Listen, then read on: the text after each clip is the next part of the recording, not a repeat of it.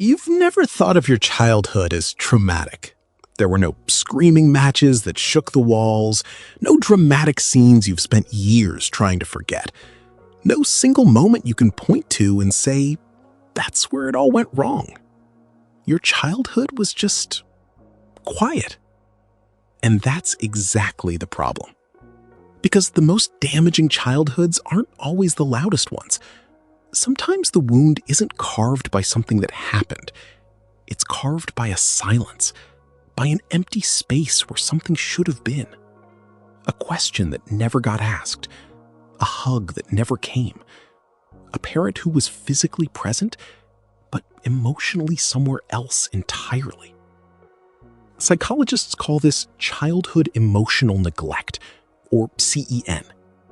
And here's what makes it so difficult to recognize. It doesn't leave obvious marks. It leaves habits, behaviors that feel so deeply normal, so much like just the way you are, that most people never question them. Until today. Because in this video, we're going to look at 7 of those habits, the ones that get called personality traits, the ones that sometimes even get praised, and we're going to show you exactly where they came from and what they've been costing you ever since. Let's start with the one that probably feels the most like a compliment. You handle things yourself. You figure it out.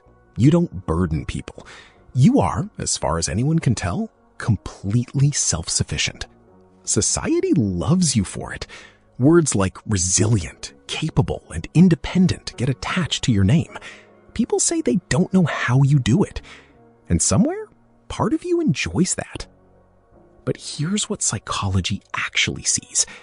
A child who reached out for comfort, for help, for just a little acknowledgement, and was met with nothing. No rejection necessarily, just nothing.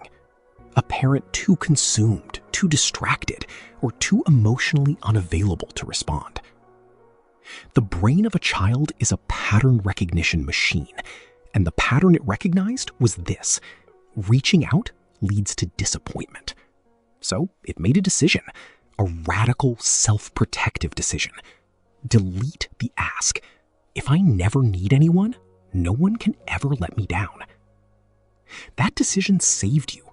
As a child, it was the right call. But you're not a child anymore. And that same mechanism, the one that protected you then, is now the thing that keeps you isolated. It keeps people at arm's length. It keeps you from receiving care even when it's being offered directly to you. Hyper-independence isn't strength. It's a fortress.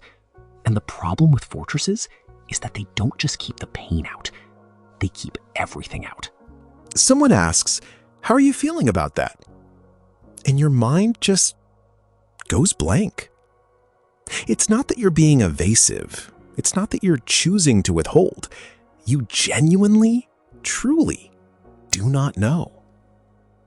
This has a name in psychology, alexithymia, difficulty identifying and describing emotions, and it's one of the most consistent findings in adults who grew up in emotionally neglectful homes. Here's why. Emotional awareness isn't innate. It's taught. When a toddler cries, a healthy parent responds, "You're frustrated. That toy broke and it wasn't fair." In that moment, something remarkable happens. The parent translates a raw physical sensation into language, into meaning. They act as an emotional mirror. If that mirror was never there, you never learned to read yourself. You grew up disconnecting from your inner world because there was no point engaging with it. Nobody was going to help you understand it. So you muted it. As an adult, this shows up as a kind of emotional flatness. You watch people talk passionately about their feelings, and you feel like you're watching from behind glass. Present, but not really there.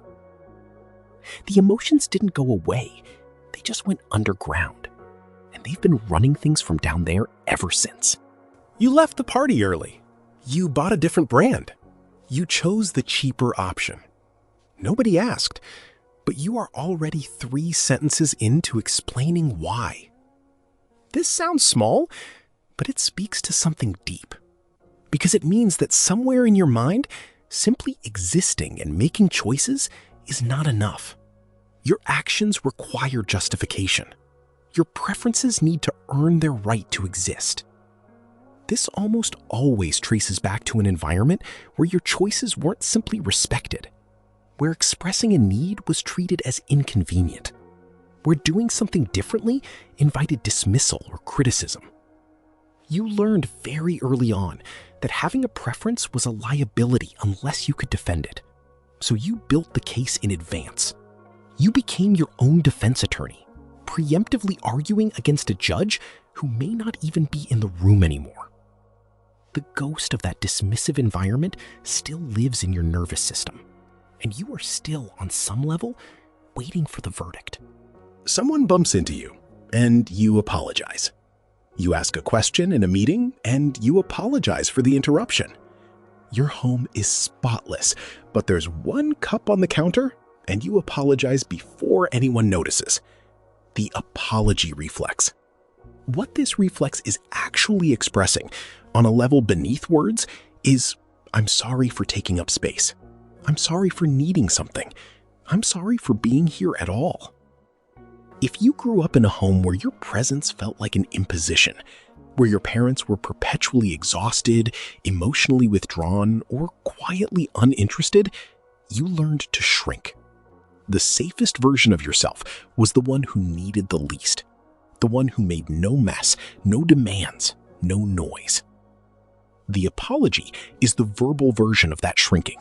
It's a preemptive strike against rejection, a way of saying, I already know I'm in the way, so please don't bother pointing it out. And if you've been doing this for 20, 30, 40 years, it's not even conscious anymore.